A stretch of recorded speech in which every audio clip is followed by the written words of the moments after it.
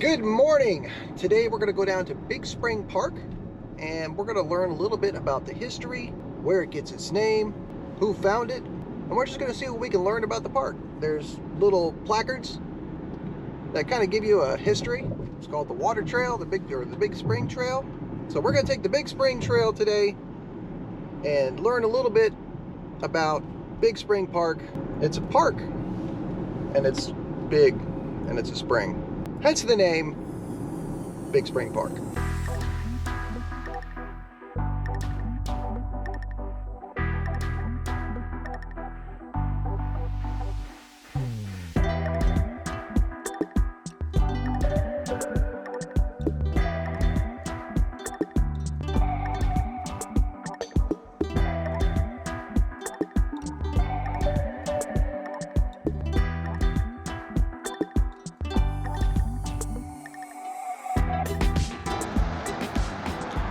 So, welcome to the Huntsville Water Trail.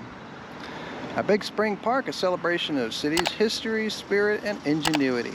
Follow these signs to learn how the Big Spring helped shape Huntsville's creation and how it's still helping us thrive today. So, history at its source. Like all of America, the history of the Big Spring begins with the area's indigenous peoples. The Chickasaw, Cherokee, and Creek spoke of its unending supply of fresh water, attracting explorers and westbound fortune seekers.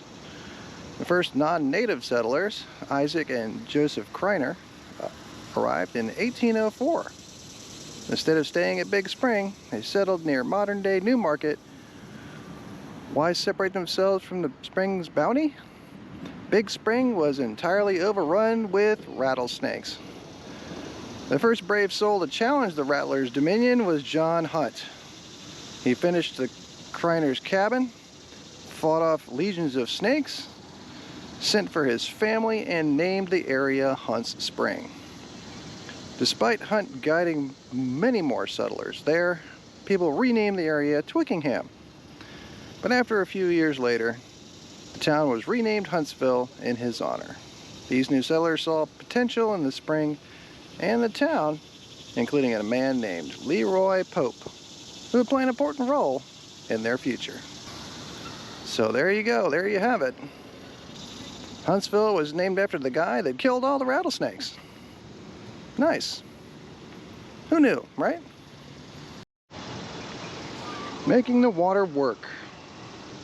Once John Hunt started bringing settlers in, the town began growing fast. Within 5 years, Leroy Pope, who had big plans for the area, brought Big Spring and much of the land around it, including the site of John Hunt's cabin. Then in 1823, Pope commissioned a man named Hunter Peel to build a pump house to move water from the spring up to the growing town of Twickenham. Peel and partner James Barclay built a dam and pump house near the spring head, connecting a series of hollowed out cedar log pipes up from the spring to a reservoir in the town square.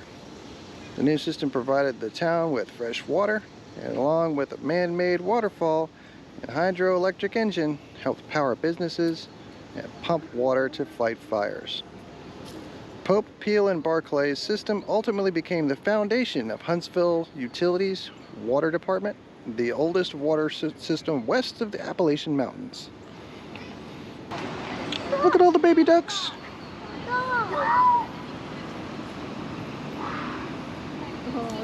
They're so cute. Look at them go. And now it looks like the spring runs its course. After the building of the dam and pump system in 1823, Huntsville enjoyed more than a century of continued growth. In 1843, Leroy Pope's son, William, generously sold Big Spring to the city for the paltry sum of $1. And in 1858, the city acquired the waterworks from Dr. Thomas Fern for $10,000. Later, the city began to invest heavily in the water system, leading to the development of several textile mills in the late 1800s. The system continued to improve, replacing all the cedar pipes with cast iron by the 1890s, adding chlorine to the drinking water in 1914, and installing the city's first sewage line in 1917. The 20s and 30s brought an increase in electric power, reducing the need for hydroelectric power produced from Indian Canal off of Big Spring. In 1954, the city of Huntsville appointed its first water board, and by 1957, the Big Spring was no longer needed as a water supply. The Big Spring as of today. By 1957, the Big Spring that was once so essential to Huntsville's origin and growth was no longer the city's primary water supply. However, Big Spring Park lives on as a source of pride for the city and a monument to its founding. Even with all its industrial uses, the spring has been a functioning park for many years. While stationed in Huntsville during the Spanish-American War, Colonel W. Hiram Chittenden of U.S. Army Corps of Engineers took an interest in the spring, ultimately relocating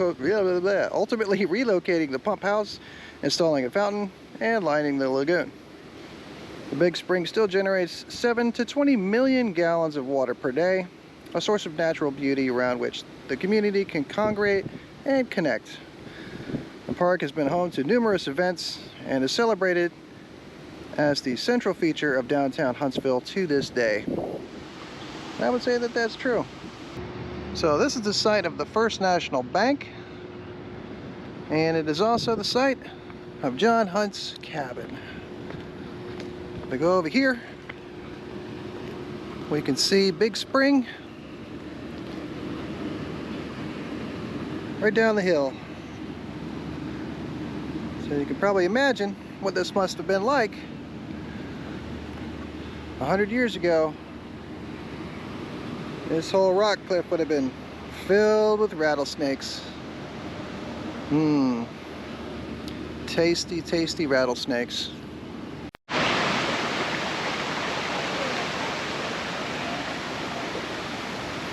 You can tell the water's a spring because it's crystal clear. There's little fishies swimming around in it, along with whatever that is. But the fountain's not on right now. This is what it looked like back in the day. Definitely a natural spring.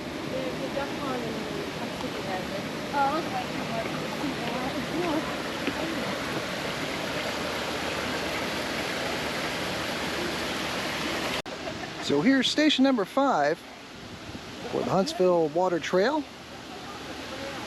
And it kind of gives you a little information about what's a spring. And it says it's a karst spring, which is a type of spring. And believe it or not, a little unknown fact is that beneath the Madison County Courthouse lies Big Springs Cave, which supports the aquifer that feeds the Big Spring. There's a secret door that leads into the cave, but it has been sealed shut for nearly 50 years. Well, can you imagine? Well, if we ever hit the zombie apocalypse, I'm gonna go open that door, see what's in it. Probably rattlesnakes. So station number 6 kind of covers the process of water before it gets to you. So it goes from raw water to coagulation to flocculation to sedimentation to filtration, disinfection, storage, and then it arrives in your home. Here's all the baby ducks from a different side. See, look, here's Mama Duck telling Baby Duck not to wander off. He's wandering off. They're both wandering off. Look at him. Hey, you better watch out. Oh, look. Oh, did you want to stand? That mama's like, give me my baby back. Yeah, give me my baby. They rescued him from over there. Oh, did you? Uh-huh. Oh, but she's playing. Yeah, he was stuck on that side in the current. Oh, so wow. she got in and got him. Yeah, she's like, looks really happy. Aww. Yay! Huh? Family's been reunited. So, Station 7 of the Huntsville Water Trail says, where does the water go? So, roughly, 7 to 20 million gallons of water emerge from the big spring every day. Even in the 19th and 20th centuries, when people used the spring as their main water supply, most of the water generated by the big spring flowed down the Indian Creek Canal, eventually ending up in the Tennessee River. Completed in 1831, the canal served as the main transportation route for agricultural goods to the port town of Triana. Prior to the completion of the Memphis and Charleston rail line in 1857, water transportation was the best way to move products to market. Today, water emerging from Big Spring Cave still flows into the Tennessee River. Millions of gallons surface at the Big Spring, flowing down the Indian Creek Canal to Pinhook Creek, and south and west into Indian Creek on the southern border of Redstone Arsenal. South of the Arsenal, Indian Creek merges with the Tennessee River near Triana. So yeah, that's how people used to get around in the day. You know why they used the creek and little canals? Rattlesnakes. Apparently the things were everywhere. But now we're just plagued with ducks and koi fish. Not a bad trade-off. And here we are at the final station of the Huntsville Water Trail, Huntsville Utilities Special Awards. So this is where they tout all of the wonderful awards that they've received over the years. I guess if if you've got it, flaunt it, right? One of the things about this park is it's very pet friendly. So if you've got a dog, put them on a leash, cat, I don't know. Probably wouldn't bring a bear. Mountain lion would be bad too. But dogs and cats probably okay. All right. I'll deposit my cool points in the, I'll just deposit them via PayPal. Is that where you put your cool points? Because I just spent about 5 of them. So behind me is the First National Bank of Huntsville, which is also the site of John Hunt's cabin, the rattlesnake infested cabin, where he had to defeat a horde of rattlesnakes and emerged victorious to found the city of Huntsville. Maybe that's true. Nobody knows. Somebody knows, but they're probably dead.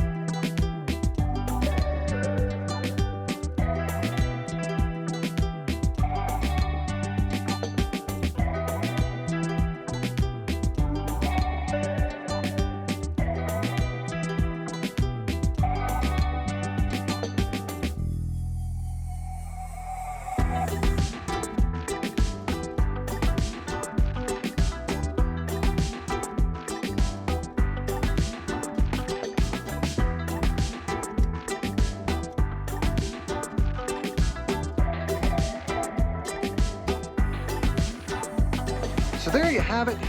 That is the Big Spring International Park and the Big Spring Water Trail. I hope this was informative. I hope you liked it. So with that, I'm off to plan my next adventure. The video ends